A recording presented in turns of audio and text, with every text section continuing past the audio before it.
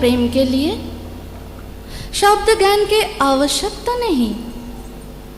प्रेम वात्सल्य, जिस प्रकार गोमाता अपने बछड़े को चाटती है, उसी भांति नृसिंह स्वामी प्रहलाद को चाटने लगे।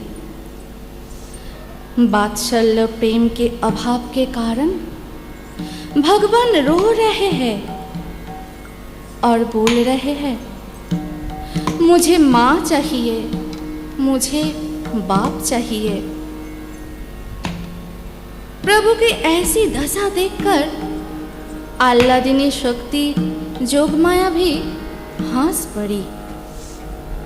जोगमाया ने बोली, हे प्रभु, वात्सल्य रस आस्वादन करने के लिए आपको मानव शिशु रूप में अवतार लेना पड़ेगा। आप मानव रूप में जब जब लीला करेंगे, मैं आपकी ये वासना अवश्य पूर्ण करूंगी। इधर श्री हरि का प्रकट होने का समय आ गया, इसीलिए जोगमाया भी एक भिलनी के घर में प्रकट हुई। धीरे धीरे बड़ी होने लगी। एक दिन पिताजी से कही, वो लोग कौन है? ये सुनते ही पिताजी डांटते हुए कहा, उधर कभी ना देखो, वो सब तपस्वी है, मुनि है। हमारे दर्शन से उन लोगों की हानि होगी, ब्राह्मणत्व नष्ट हो जाएगा, तपस्या भी भंग हो जाएगा। श्रोताएं, अगर आप अपने बच्चे को कुछ काम करने के लिए सावधान करोगे तो वो बच्चे और अधिक मात्रा से वही काम करेगा। भिलनी कन्या भी अति गोपनीयता से तपस्वियों के आंगन में गोबर लिपना, यज्ञ के लिए लकड़ी रख देना आदि आदि प्रारंभ करती। तपस्वी लोग चिंता कर रहे हैं, ऐसा काम रोज रोज कौन करता है? मातंग मुनि सब जानते थे। एक दिन मातंग मुनि बड़ी बड़ी आंखों से देख रहे हैं, माता जगतधात्री की मुखमंडल के बदले एक भिलनी जाई कन्या का मुख। और जब भिलनी कन्या को देखते हैं तो उसके बदन के बदले जगतधात्री माता की ज्योतिर्मयी वदन। ये देखकर मातंग मुनि पुकार पुकार कर माता जगतधात्री की ध्यान मंत्र पाठ कर रहे हैं। आप लोग भी करिए। सिंह स्कंधाधिरूढ़ां नानालंकार भूषिता चतुर्भुजां महादेवी नागजग्गयोपवीतिनी शंख शांग समाजुक्त वामपाणि दयान्वितां चक्रं च पञ्चबाणांश्च धारयन्ति च दक्षिणे रक्तवस्त्रपरिधानां बालार्कसदृशी तनूं नारदयादि मुनिगणैः सेवितां भवसुन्दरी त्रिवलीवलयपेता नाभिनाल मृणालिनी रत्नदीपमयोदीपे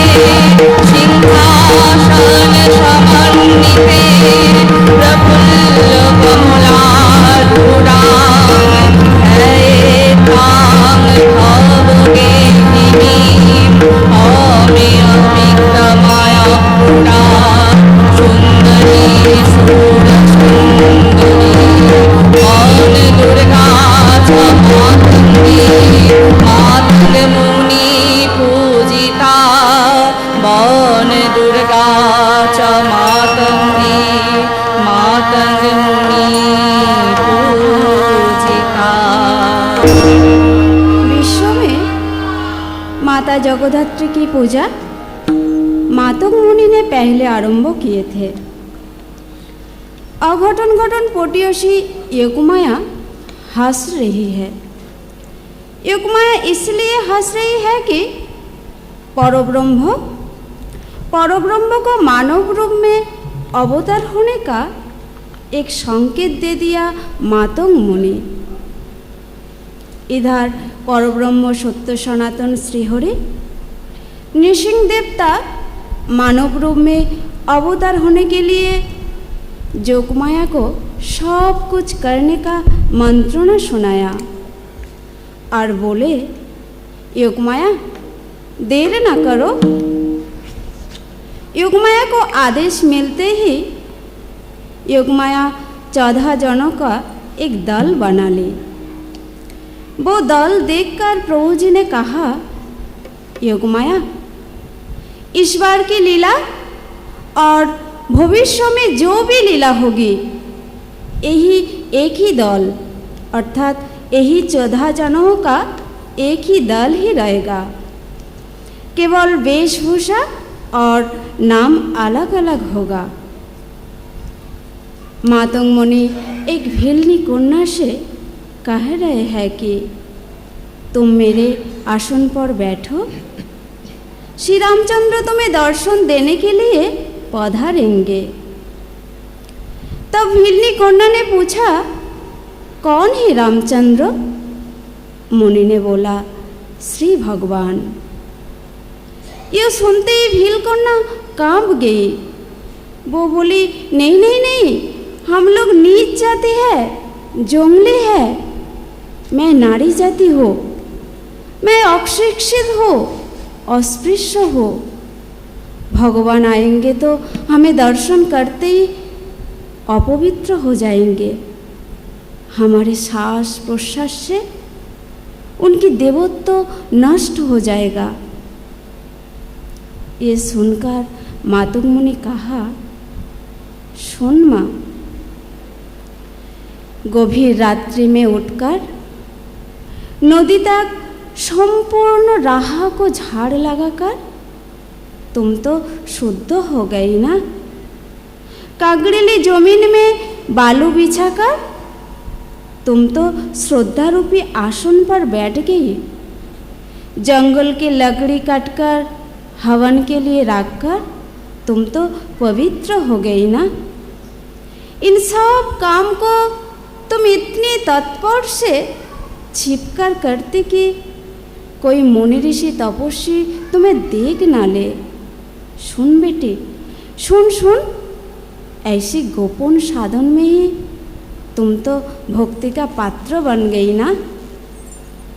तुम आओ, आकर मेरे आसन पर बैठो और ध्यान करो, राम आएगा।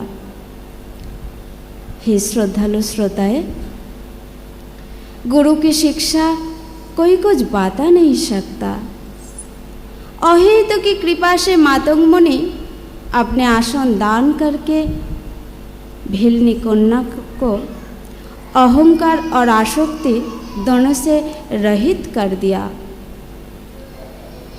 एक दिन सहसा श्री गुरुदेव मातंग मुनि शिष्या सबरी से बिना कहीं चले गए। वर्षों तक जो पुत्र की भांति प्यार करते थे, उनकी ऐसी निष्ठुरता को स्मरण करके एक लोकाक्ति याद आ गई। लोकाक्ति क्या है? राजा किसके पाहुने, जोगी किसके मित्र।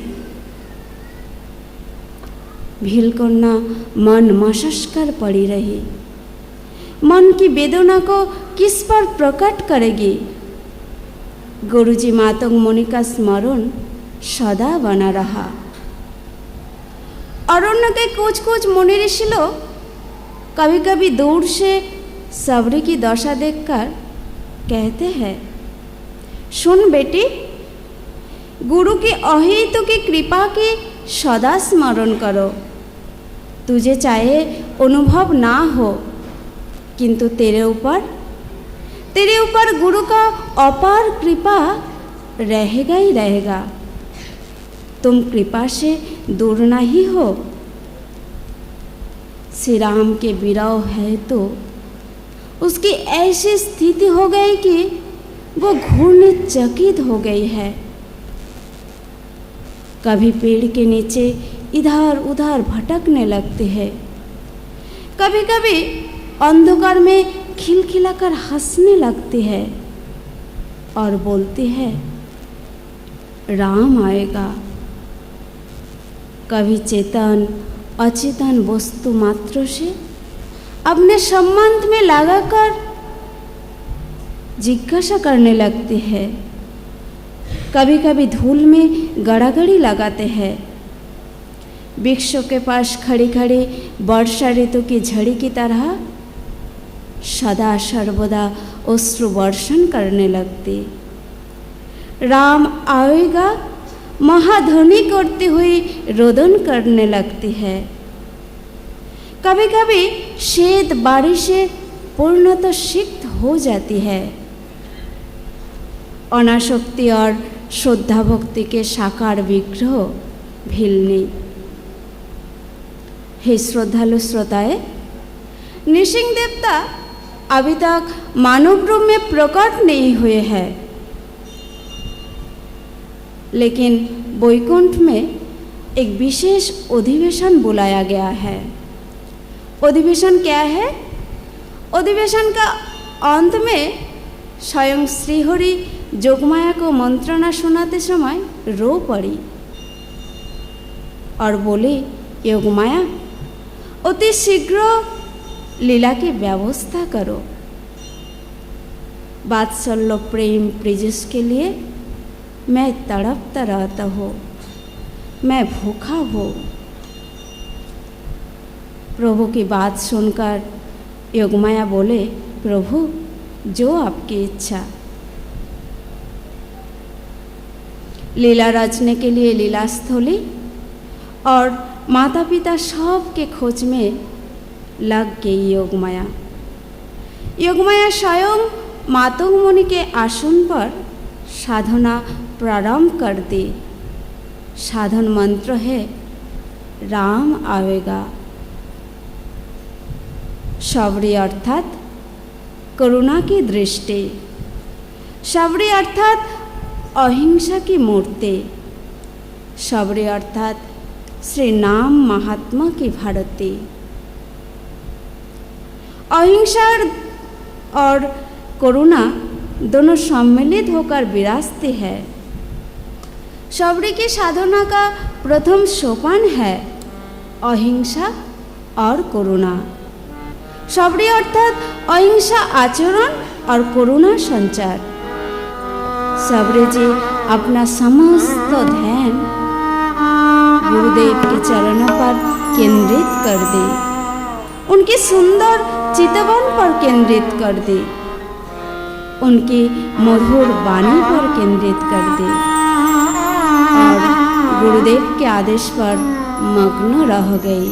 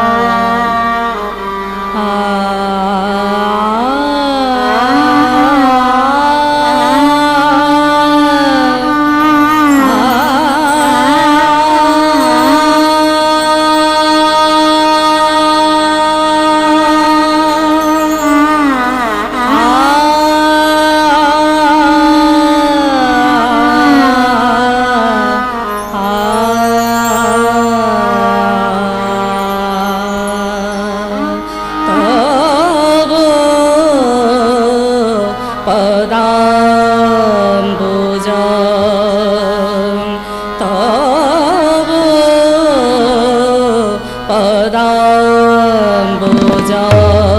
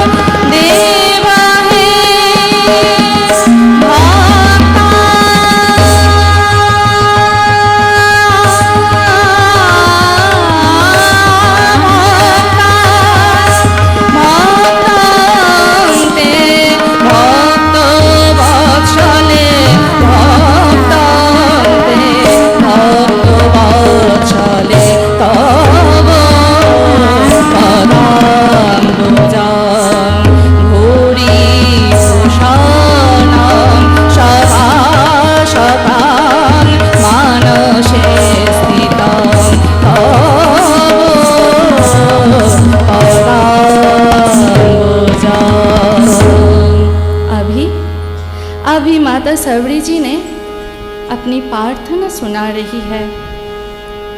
चले जाओ गुरु जी का दरबार, चले जाओ, चले जाओ, चले जाओ गुरु जी का दरबार।